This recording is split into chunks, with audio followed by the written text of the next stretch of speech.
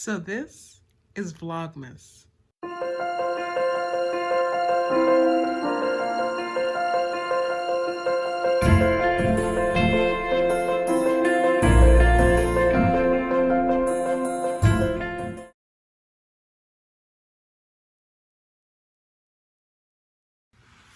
Hello and welcome back to Vlogmas. Today we're talking about true gifts, and today's true gift that we're going to focus on is peace. Peace is so important. It is something that all of us long for. It's part of our nature to pursue peace, and while I understand that there are plenty of people who seemingly enjoy conflict, that is in many ways an aberration. Peace and true peace, if we think about God's shalom, is everything as God intends it to be. So it's not just the absence of conflict. It's not a case that peace means simply not fighting or not arguing, not having dissent. True peace doesn't mean that we pretend to agree when we don't. Sometimes people talk about keep the peace. We don't need to keep peace in the sense of keep conflict deflated. We need to build peace in terms of building harmony and relationship in our lives, because that's what peace really means.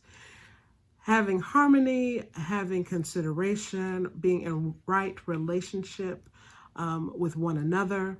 And that means we can express our differences and even appreciate our differences and work through them, navigate through them with the idea of reaching understanding. And that doesn't necessarily mean reaching agreement. That can mean building consensus, but it can also mean just having a greater understanding so that I have my point of view, you have your point of view. They may not be the same. They may still be in conflict. They could be diametrically opposed, but we could still have a relationship that's harmonious. And through doing that, we are building peace among us. But the peace that surpasses all understanding, the peace that God promises us through Jesus Christ, is a restorative peace, is the lack of anxiety, the lack of want. It is also an abundance of resources. It's everything that we stand in need of, so that there's no reason for worry or concern. It is people interacting with one another in ways that uplift and uphold relationships versus tearing down. And so my prayer for us is that we become instruments of peace. That prayer of St. Francis of Assisi, Lord, let me be an instrument of your peace, is such a powerful prayer. Where there's hatred, let me sow love, and so on and so forth.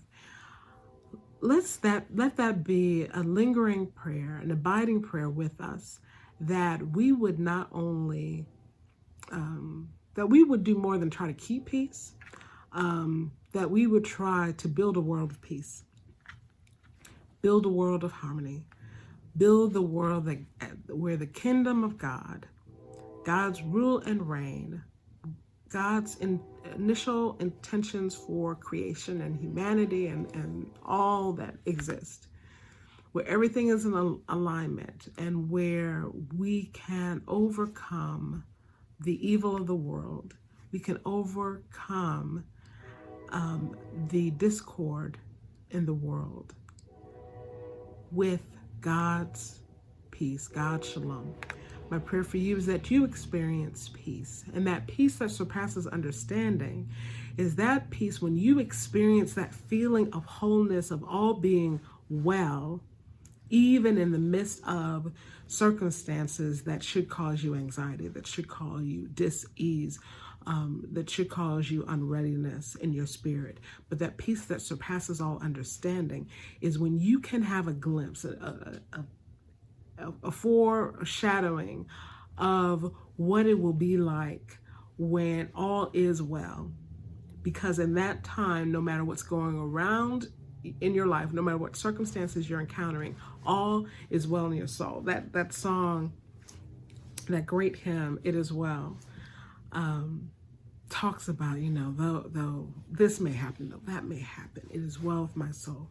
That's really the peace that God offers us, even as God's kingdom is still being formed and shaped and is not completely at work, but we get an opportunity to have it at work within us. So I pray that peace and that wellness in your soul for you during not only this Advent season, but all the days of your lives. Until I see you the next time, be blessed and share God's peace, and let the light of Christ shine in you and through you during this Advent season.